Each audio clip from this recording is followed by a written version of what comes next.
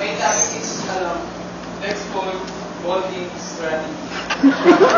So,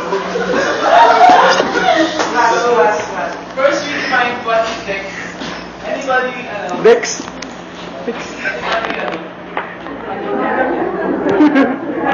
Anybody?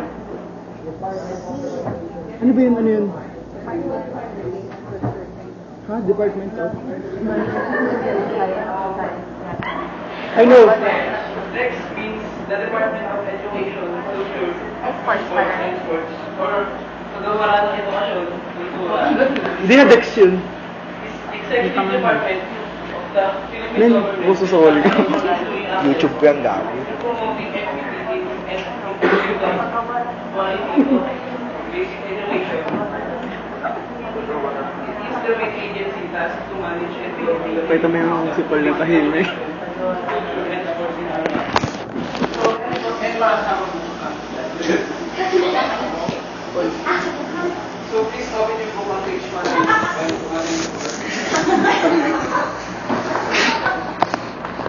Anyone? None. No one?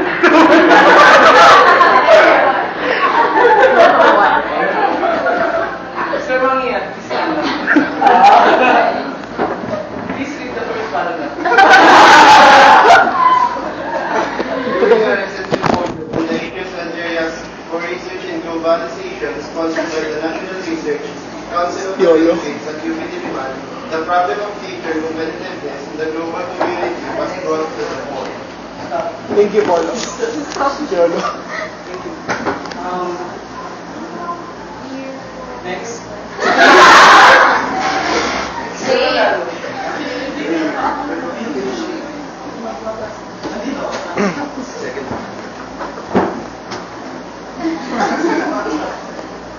Ramon C. Bangani, DEX, Assistant Secretary for Planning, mentioned that one of the highlights of a pole vaulting strategy is to catapult the Philippines into a knowledge center in the Asia-Pacific region.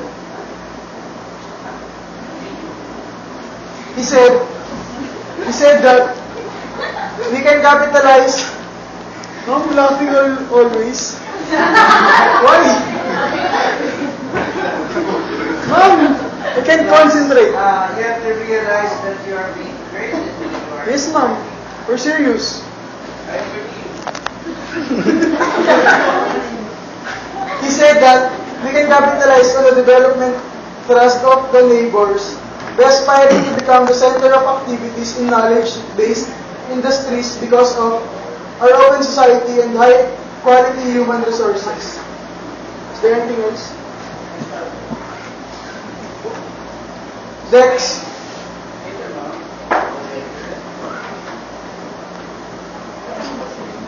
DEX plans to set up a science and technology high school in every province and the city in the country and to offer summer sessions and weekly training programs for science and technology teachers in answer to a presidential directive issued in the last National Development Summit on pole vaulting for 21st century.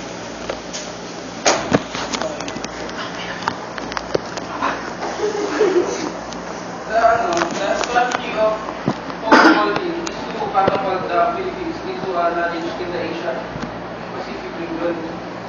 Whereas among the master programs for the government to the 21st century is to establish the Philippines as the knowledge center in the Asia-Pacific, whereby the country shall be capable of providing excellent education, training and research, and world-class professional services, as well as efficient and adaptive knowledge-based industry in the Asia-Pacific, which is people-oriented and globally competitive.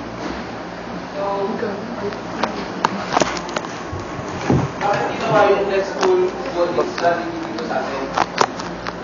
Para maging mas, kasi ang aim ng government ay maging reliable yung education dito sa ating bansa. At saka yung mga teachers para maging mas competitive sila sa pagtuturo. Katulad ngayon, parang nakasabay na tayo sa ibang bansa kasi meron na tayong K-12, gano'n. Tapos, parang mas ano yung K-12? Yung nadagdag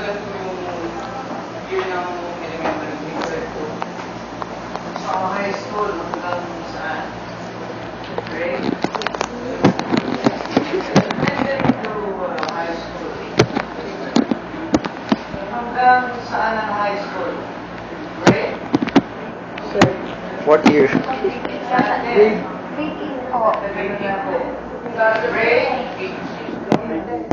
Grade 6 lang ako na.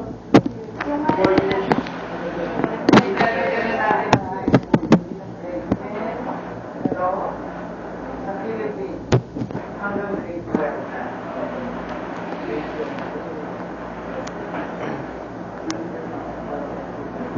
Ano ibig sabihin nun? Para sa mga pamilya na hindi nila kaya mag-aral yung anak nila sa college, pwede na rin silang kahit hanggang makakatapos na lang nila yung grade 12, para makahanap na rin sila ng trabaho. Okay, that's good. Very good. That's correct. That's correct. Yeah, in the Philippines now. Very good. Ma'am, I'm not there. When you finish grade 12, because you undergone subjects that were designed for you to be able to work, you can get yourself employed. Very good. Any question? That's all. I have a question and you will answer that. Can I know? Sure, go ahead. Mr. Owen, stand up. What is the importance of education? Drop ka na nga sa calculus. Importante para English? English. English. Again? English 1? Importante para ano? What? Makakuha ng trabaho ka, mas malaman mo yung mali sa tama. That's others. That's not the only reason why education is important for a person. That's others. Isang bino. What can you say? Look to the left. Look to the left.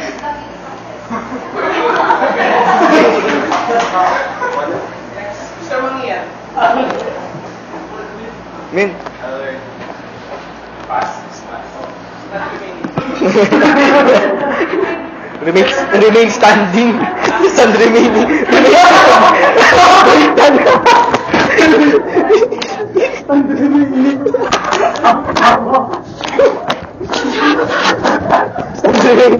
Remain standing. Bobo.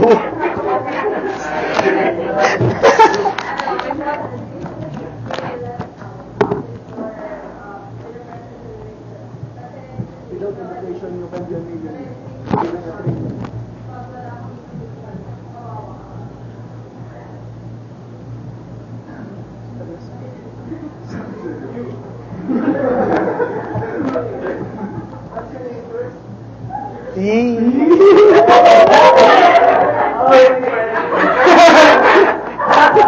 Yolo?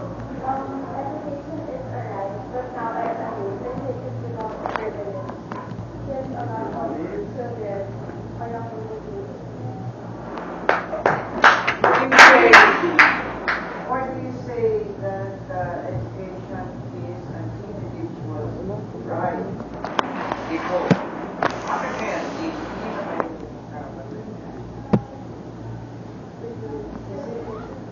which is more important? The privilege or the right?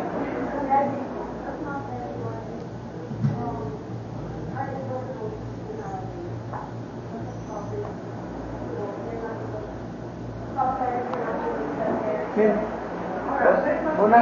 Somewhat like privilege.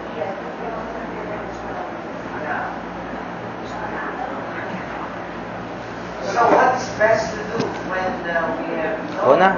privilege for students to earn an education? What can the government do?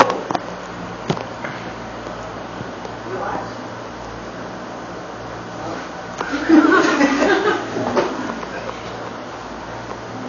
Ano dapat yung gawin kung hindi tayo pwede makapag-tuso?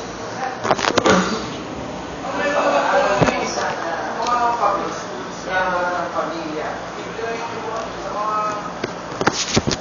May formal ng mga Remora ka. So yung high school na kanilang ginagawa ngayon,